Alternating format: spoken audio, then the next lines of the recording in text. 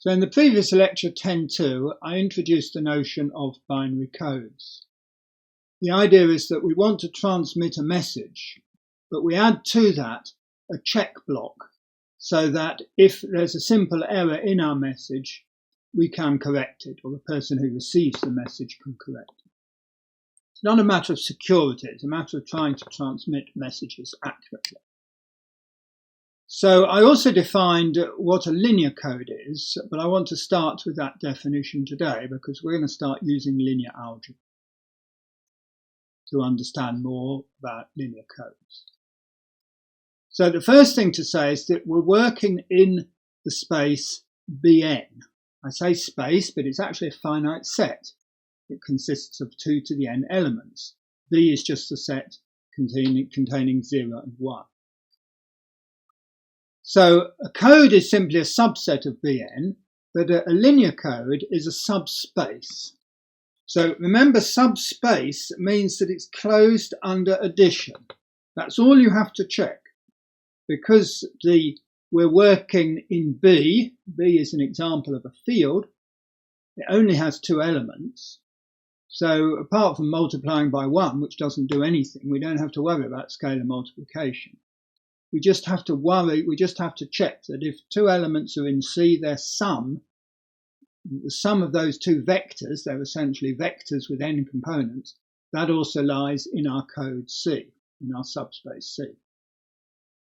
If that's true, it's certainly the case that 0 is in our subspace because the sum of any 2 identical vectors is the 0 vector, because 1 plus 1 is 0.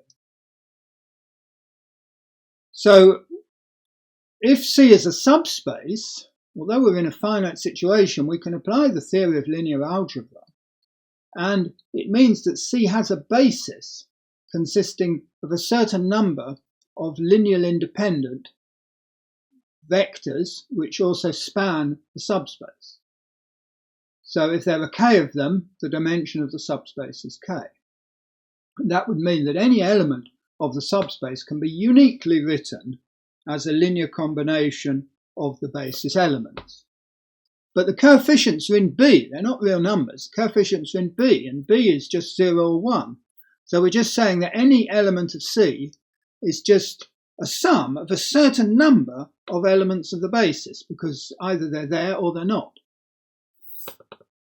And in particular, the size of the subspace C is 2 to the power k. Because we've got a choice for each of the k coefficients, it can be either 0 or 1. So just as the size of Bn was 2 to the n, the size of the subspace will be 2 to the k. So that's the basic setup that we're dealing with. Now, here's a simple example. So we take n to be 3. So I'm working in B3. And the subspace I'm selecting is just going to have 2 elements. It's going to have dimension 1. It has to contain the 0 vector, which, remember, I'm writing vectors in sort of abbreviated form. So the 0 vector means 0, 0, 0. And I have to choose a basis. Well, the basis element I'm going to choose is 1, 1, 1. So having done that, it means that the only 2 elements in our subspace are the 0 vector and 1, 1, 1.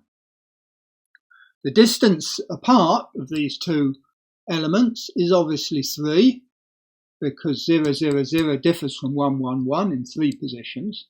So the minimum distance for this code is 3. There are only 2 code words we have to check, find their distance apart. And it's also true that any other word in B3, how many words are there in B3? There are 8 of them. And any other word is within distance 1 of a code word. For example, if I just write down, say, 0, 1, 1, that's an element of B3. It differs from the second code word just in the first position. So if there are 2 1s, it will be a distance 1 from the second code word. If there's 1 1, it will be a distance 1 from the first code word. And then there are code words, the code words themselves. So any other word is distance 1 or less from a code word. And you can sort of visualize this, because what I've really done here, the 8 vertices of V3, you can think of as the vertices of a cube. And what I'm really doing is just observing that any vertex of the cube is distance 1 or less from 2 opposite corners. Now, in terms of codes, this is called a repeat code, because we're really trying to send one of 2 messages. We're either going to send 0 or we're sending 1. You see, what's really gone on here is that the K is the number of bits we want to send. So really what's happening is we're trying to send either 0 or 1, but we're adding the extra zeros or 1s to make it completely unambiguous what we intend. So if we want to send 0, we write 0, 0, 0. We're repeating 0 2 more times. Similarly for 1, and that way it's completely clear. If 1 character gets changed, it's still clear what we meant. Because if we just change 1 character, there can be no confusion. We use the minimum distance principle. So if one receives 0, 1, 0, it's clear that 0, 0, 0 was intended. It wouldn't be enough just to repeat the digit once and just have 0, 0, 1, 1. That wouldn't solve anything. So in this example, this code corrects 1 error. And you also see that from the fact that delta is 3, because we know that if delta is 3, one can correct 1 error. Else this formula that delta has to be greater than or equal to 2e plus 1. So that's one of the simplest examples. Now, let me now use the fact that we're talking about linear codes. It's easy to find. We need to know, whenever we have a code, we need to know this quantity delta. That's the least distance between any 2 code words. And if you have a lot of words, a lot of code words, it takes you a long time to check this. But for linear codes, it's easier, because you just have to look at what's called the weight of each code word. The weight is really just the distance of the code word from the 0 vector. So another way of saying that is it's the number of non-zero components of the word. So what I'm saying here is that the weight of any word is the number of 1s in its description as a vector. So that's the same thing as saying that the Hamming distance from that to the 0 vector. And it's easy to see. I'll leave it as an easy exercise. If you take the sum of 2 vectors, then the weight of the sum is less than or equal to the sum of the weights. Because the only thing that could happen is if you have a 1 in the same position in x and y, then those 1s are going to cancel out. So you may end up with less 1s in the sum than you would get by adding the 1s in the 2 vectors. So having made that definition, so incidentally that formula can be used to establish the triangle inequality for the Hamming distance D, which I mentioned in the last lecture. Now our third lemma, it applies for linear codes, and it says that the least distance between 2 code words is the same thing as finding the minimum weight of a non-zero code word. So if we want to find this very important quantity delta, we just have to look at all the code words and try to understand what the least possible weight of those is. Again, in this case, in the example above, which is a bit silly, there are 2 code words, and it's clear that the minimum weight is 3, but it was almost as quick to compute the distance.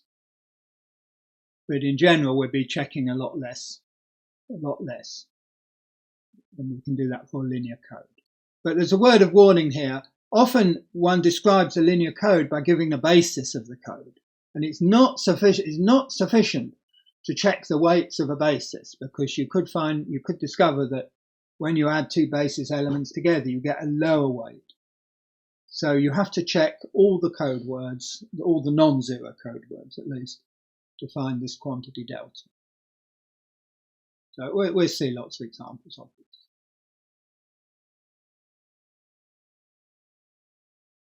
So I want to go back now to my example from last time.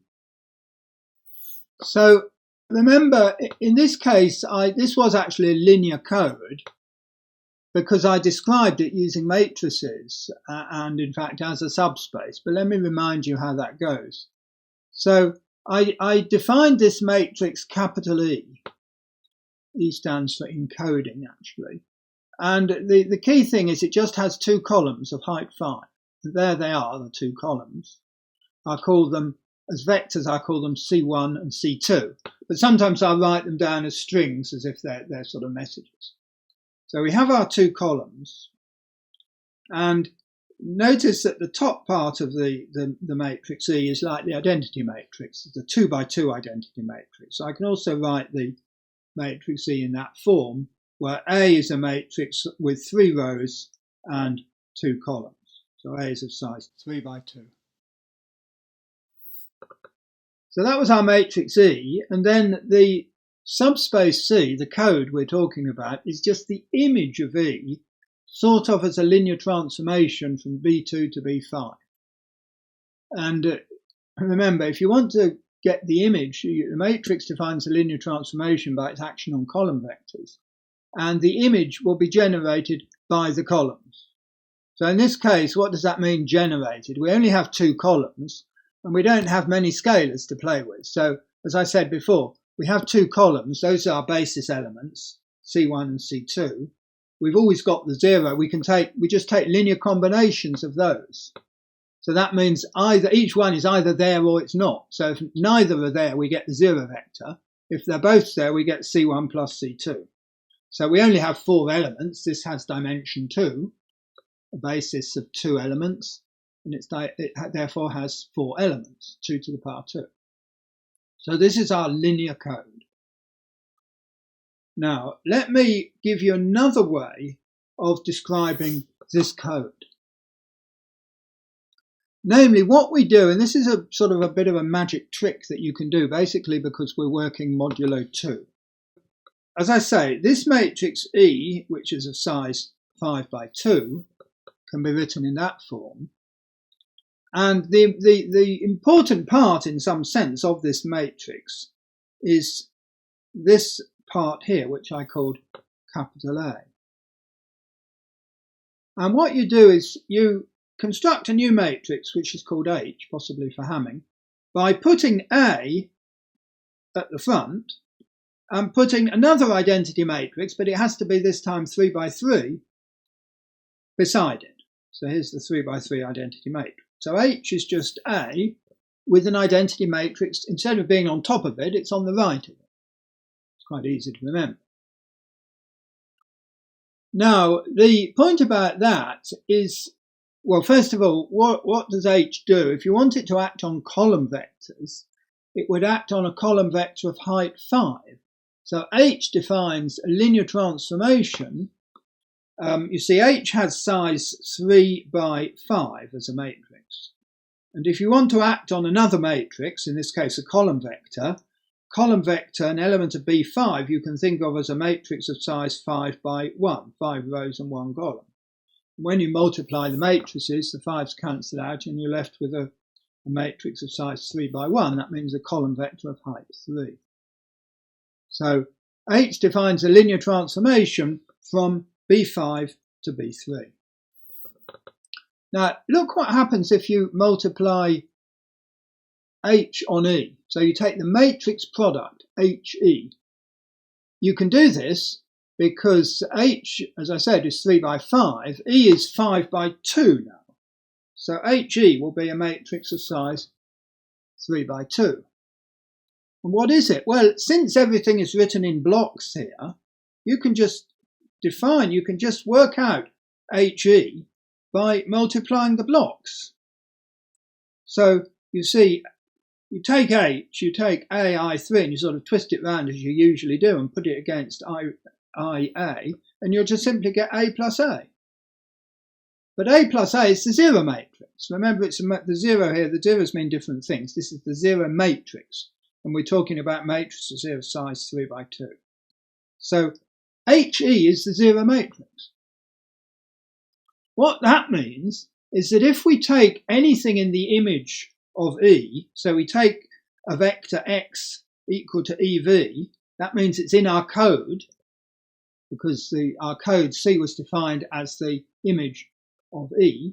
So if we take a code word and apply H to it, we get the zero vector, because HEV is 0. So we get the zero vector.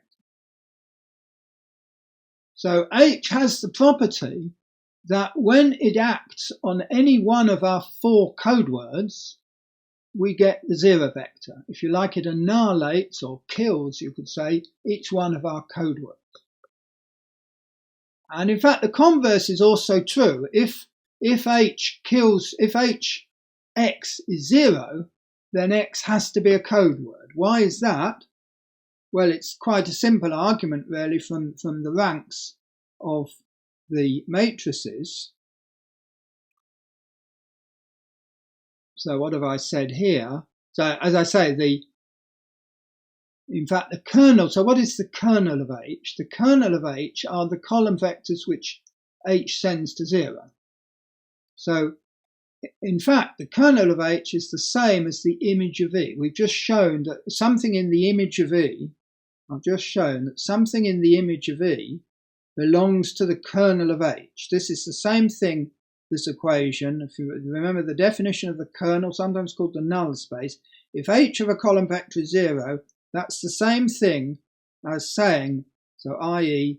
the same thing as saying that the vector belongs to the kernel of, well, it's really the linear transformation, but I'm identifying the linear transformation with the matrix. So I'm going to talk about the kernel of the matrix, meaning a column vector which is sent to 0 by the matrix.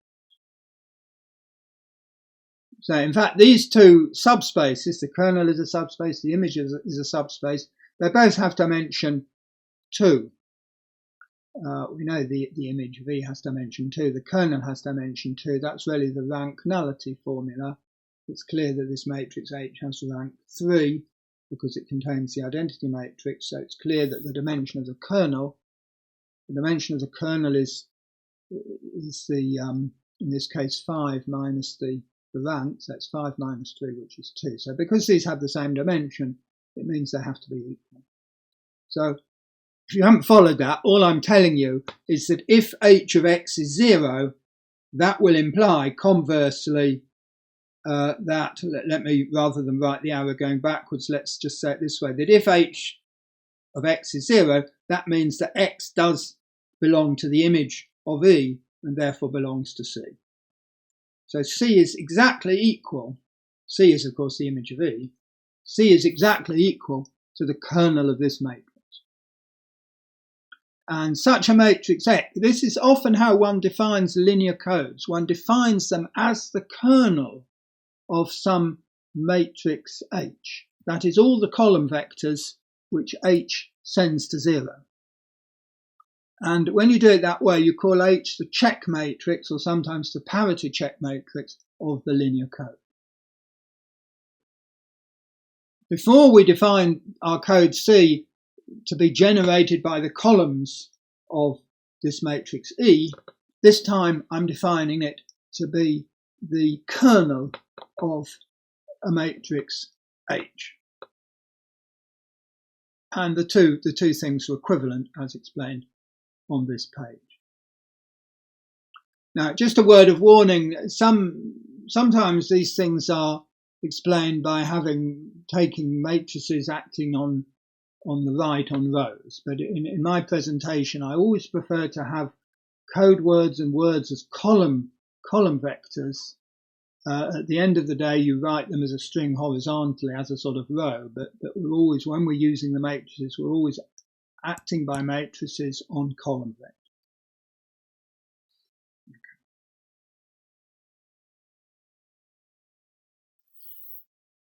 Now, let me just sort of say that more formally.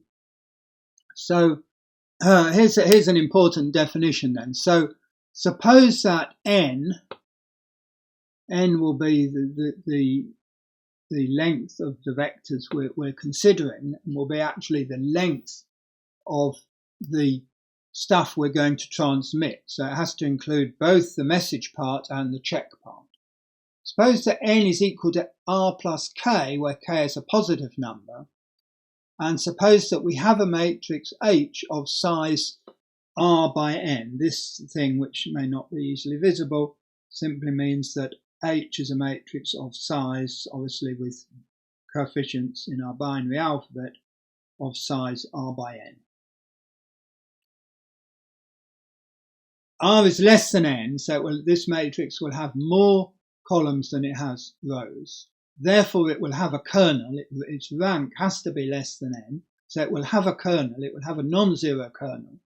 And the kernel of H, that is the column vectors which H sends to 0, is a linear code, because this is a subspace. The kernel of any matrix or linear transformation is a subspace. It's easy to check, because if hx is 0 and hy is 0, then obviously when you add, because of linearity, when you add x to y, h will annihilate their sum. So this is a subspace, and therefore it defines a linear code. And C is called the linear code associated, well, the linear code has check matrix.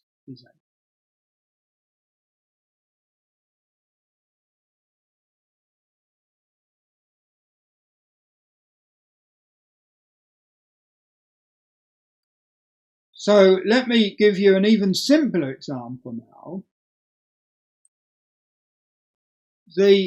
Here's an example in which we just take the matrix H to be really just one single row, all of ones. So what I've done is I've taken R to be 1, and H is a matrix of size 1 by n.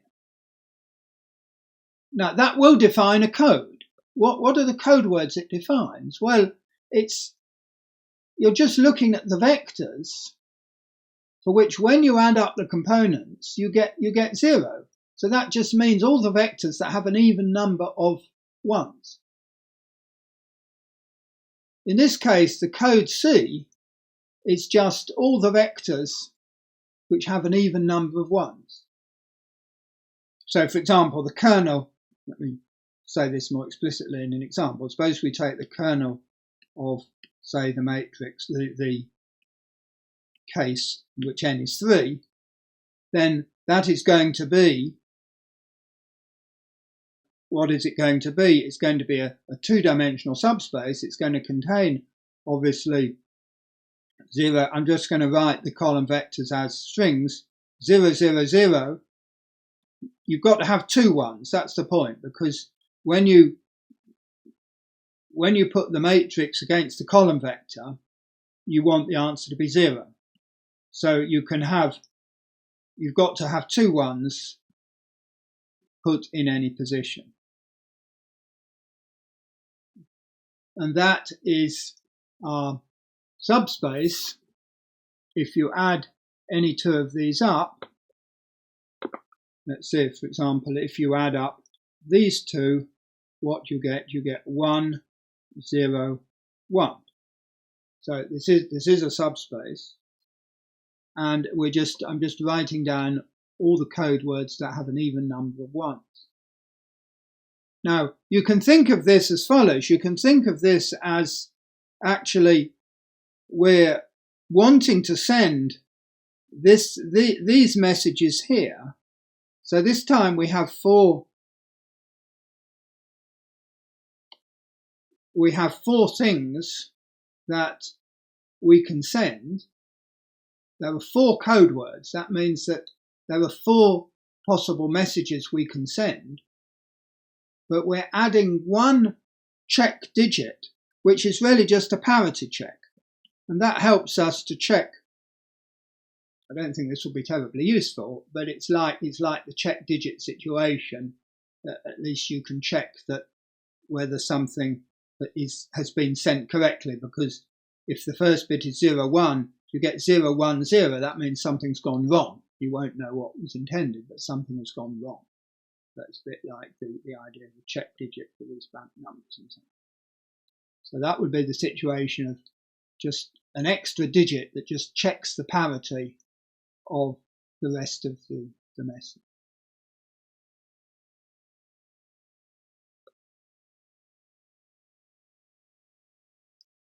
Now I'm almost finished. Let me finish by summarizing the important quantities associated to linear code. So we've been talking constantly about the length of the vectors we're discussing, the length of the words. We're talking about words of a certain length. Some of them will be code words, some will not. But the length of the words is n. That's because we're working inside b to the n. So the length of our words is n. And then we've distinguished a subspace of Bn, and the dimension of that subspace is k. That means the number of code words, as opposed to all the words, is 2 to the k. So, and delta, as before, is the minimum distance between any two code words, equivalently the minimum weight of a non-zero code, of the non-zero code word. And these three parameters are often used to describe the code. We say the code is of type nk delta. So this symbol is often used for that purpose. The 2 is reminding you we're just working mod 2, so we just have zeros and ones. Obviously, you can do this over other fields with more than just 0 and 1, but we're just doing the binary case. And nk and delta are these key parameters. K is the number of bits in the message. So before the example I just did, we had essentially 4 different messages, but the number of bits was 2 in this example I did when n is 3 above.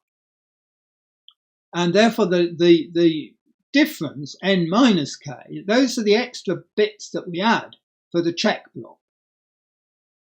And I want to emphasize that whereas when we were checking bank numbers, we typically just added 1 or 2 digits. Often in this theory of codes, you can add many more digits in the check block than the message itself. And there's a very famous example of that, in which there was a code of type, write it here, there was a code of type 32. N is 32, which happens to be 2 to the 5, but just write it to 32 here. K equal to 6. So the number of bits in the real message we wanted to send is 6. And delta actually equal to 16 in binary. And this code of this type exists and was used actually to transmit some of the earliest photos back from Mars in the early 1970s by the Mariner 9, famous example. Now here, notice that there are only 6 bits in the message that needed to be transmitted, but one had a much bigger, it's 32 minus 6, which is 26 bits in the check part. That's, of course, because of the huge distances you need to send the messages. There was a huge chance that they would get corrupted. So one needed a very big check part to make absolutely certain what message was intended, what pixels were intended or whatever. So those are the parameters associated to linear codes. And I'm going to leave you with a question here. So if you remember from the last lecture, Oh, by the way, the Mariner code I just talked about, that we had delta was 16. That means it can correct 7 errors. Remember, delta has to be greater than or equal to 2e plus 1. So we couldn't correct 8 errors, but it could correct 7 errors. That's the point. But we'll be dealing for the most part with codes that correct 1 error. It's a bit more modest. And remember, if codes correct 1 error, then we have this inequality, which was lemma 2, and I explained that with these spiders. This is, in general, this is called the Hamming inequality in its more general form. But in this case, it would be telling us that 2 to the k times 1 plus n is less than or equal to 2 to the n.